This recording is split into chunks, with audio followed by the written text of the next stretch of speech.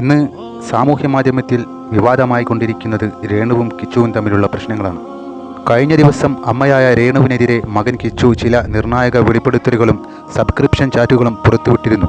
ഇതിന് മറുപടിയുമായി രേണു തന്നെ രംഗത്തെത്തിയിരുന്നു.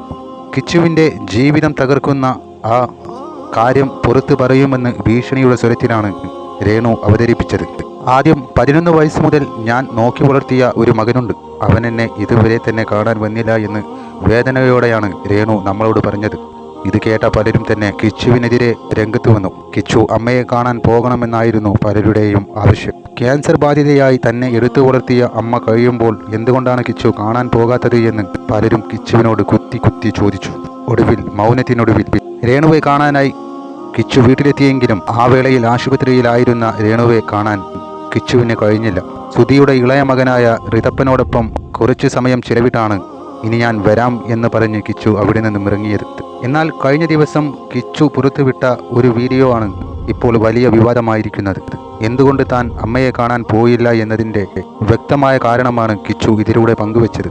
അമ്മ മുൻപ് പണത്തിന് വേണ്ടി ചെയ്ത ചില സബ്സ്ക്രിപ്ഷൻ വീഡിയോകളുടെ വിവരങ്ങളും ചാറ്റുകളും പുറത്തുവിടുകയും ചെയ്തു. ഇതോടെയാണ് കഥ ആകെ മാറിയത്.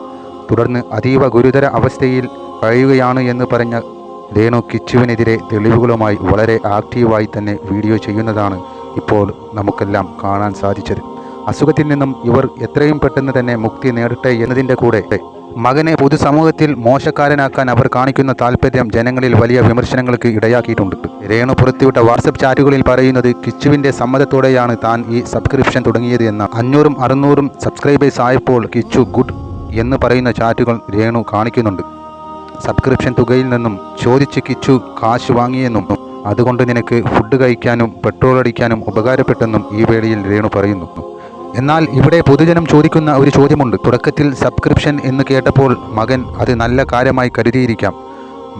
അമ്മയ്ക്ക് വരുമാനം കിട്ടുന്ന കാര്യമാണെങ്കിൽ അത് ചെയ്യുന്നത് കൊണ്ട് യാതൊരു കുഴപ്പവുമില്ല എന്ന് കിച്ചു എന്ന മകൻ വിചാരിച്ചിരിക്കാം. അങ്ങനെ കരുതി അവൻ അത് പ്രോത്സാഹിപ്പിച്ചിരിക്കാം. എന്നാൽ പിന്നീട് പണത്തിന് വേണ്ടി സഭ്യമല്ലാത്ത അതല്ലെങ്കിൽ കുടുംബത്തിന് നാണക്കേടുണ്ടാക്കുന്ന കാര്യങ്ങൾ ഒരു മകൻ എന്ന നിലയിൽ ഒരിക്കലും കാണാൻ കഴിയാത്തതോ ആയ വീഡിയോകൾ പ്രചരിക്കുന്നത് കണ്ടപ്പോൾ അതിനെക്കുറിച്ച് കിച്ചുവിനോട് പലരും അഭിപ്രായം ചോദിച്ചപ്പോൾ എങ്ങനെയായിരിക്കും ആ ചോദ്യങ്ങൾക്കെല്ലാം അവൻ ഉത്തരം നൽകിയിട്ടുണ്ടാകുക. അതുമൂലം ആ മകനുണ്ടായ മാനഹാനി ചെറുതായി കാണാൻ കഴിയില്ല. കാശ് കിട്ടിയാൽ സ്വന്തം അമ്മ ഇത്തരം കോപ്രായങ്ങൾ കാണിക്കുന്നത് ഏത് മകനാണ് സഹിക്കാൻ കഴിയുക? രേണു പങ്കുവെച്ച വീഡിയോയിൽ കിച്ചുവിനെ ഭീഷണിപ്പെടുത്തുന്ന വാക്കുകളുമുണ്ട്. എനിക്കും നിനക്കും അറിയുന്ന കാര്യങ്ങളില്ലേ മോനെ, അത് ഞാൻ പറഞ്ഞാൽ നിന്റെ ഫ്യൂച്ചർ വരെ ഇല്ലാതായി പോകുമെന്ന് പറയുമ്പോൾ എങ്ങനെയാണ് ഒരു മകനോട് ഒരു അമ്മയ്ക്ക് ഇങ്ങനെ സംസാരിക്കാൻ കഴിയുന്നത് എന്നാണ് പൊതുജനങ്ങൾ ചോദിക്കുന്നത്. മറ്റൊരു പ്രധാനപ്പെട്ട കാര്യം, ഗൾഫിൽ പോയി പ്രമോഷൻ ചെയ്തതും ആൽബം ചെയ്തതുമായ പണത്തിൻ്റെ വിഹിതവും സബ്സ്ക്രിപ്ഷനിൽ അത്തരം വീഡിയോകൾ ചെയ്തിരിക്കുന്ന വേളയിൽ തന്നെയാണ് നീ എന്നോട് 500 രൂപ തരൂ അമ്മേ എന്ന് ചോദിച്ച് വിളിച്ചതെന്നും രേണു പറയുമ്പോൾ ആ സമയങ്ങളിൽ ഇവന് മാനഹാനി ഉണ്ടായിട്ടില്ലേ എന്നാണ് ചിലർ ചോദിക്കുന്നത്. എന്നാൽ ഒരമ്മ മകന് നൽകിയ പണത്തെക്കുറിച്ച് ഇങ്ങനെ പരസ്യമായി കണക്ക് പറയുന്നത് ശരിയാണോ എന്ന് പ്രേക്ഷകരും അതിശയത്തോടെ ചില പ്രേക്ഷകർ ചോദിക്കുന്നു.